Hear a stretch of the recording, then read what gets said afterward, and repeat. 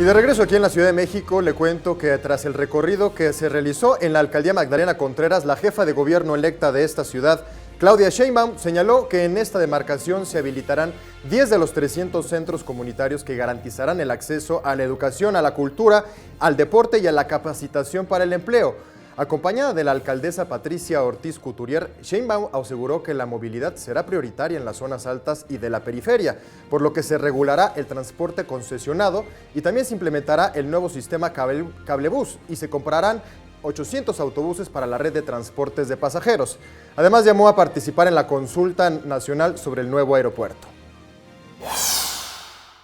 Es muy importante que los que vivimos en la ciudad participemos. Ya les vamos a decir dónde están las casillas para participar, porque aunque no vayamos muchos en avión, de todas maneras el aeropuerto representa pues una fuente de empleo muy importante para la ciudad. Si se va a Texcoco, se cierra el aeropuerto de la Ciudad de México. Pero hay que enterarse, hay que ver cuál es la mejor opción y participar, porque esto no solo le compete a los que viajan en avión, sino a todos los que vivimos en la ciudad. Así que invitarlos a participar en esta consulta